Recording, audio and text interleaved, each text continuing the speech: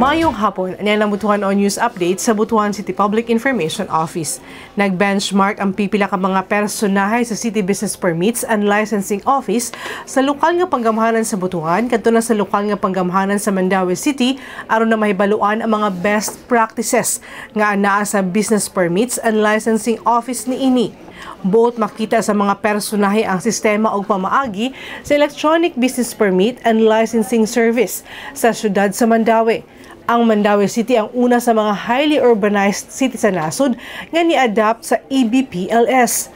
Personal nga giabi-abi ni Mayor Jonas Cortez ug Attorney Lizer Malate, Department Head sa Mandaue BPLO ang mga personahe sa LGU Butuan. Gipadayag usab sa LGU Mandaue ang mga ideya o pamaagi nila aron makuha ang hapsay nga paghatod og serbisyo sa katawhan niini.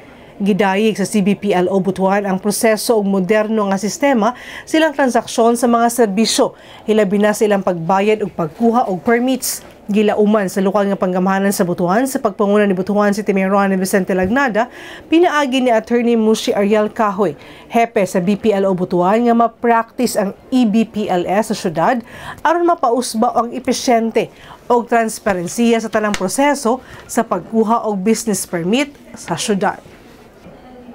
Sa laing balitaan, nagmalampuso na ang tigayong third quarter meeting sa Butuan City Statistics Committee sa pagpanguna ni Engineer Iris Joy Cañete Galaura, ang City Planning Development Office nga nagrepresentar kay Mayor Ronnie Vicente Lagnada, isip chairperson sa Butuan City Statistics Committee. Gihingusgan ni Mayor Lagnada nga makuha ang insaktong datos ug statistics tungod mao kini ang basihan ug direksyon sa ipatumang mga programa alang sa local development. Hinungdan gimugna niini ang BCSC. Atol sa meeting gipresentara sa Philippine Statistics Authority Agusan del Norte ang Census Enumeration of Updates at 2022 Census Agriculture ug Fisheries nga gilaumang mahuman karong bulana ug ang update sa 2024 Community-Based Monitoring System asa ang makolektang data isumite sa City Planning Development Office alang sa ipatumang mga programa.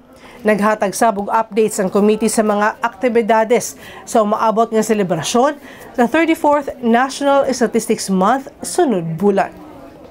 O mga kato mga updates ting adlaw alang sa pa mga updates, follow the Like official Facebook page, TikTok, Instagram o Twitter account o subscribe sa YouTube channel sa Butuan City Public Information Office. Ako si Charmaine Awitan. Daghang salamat.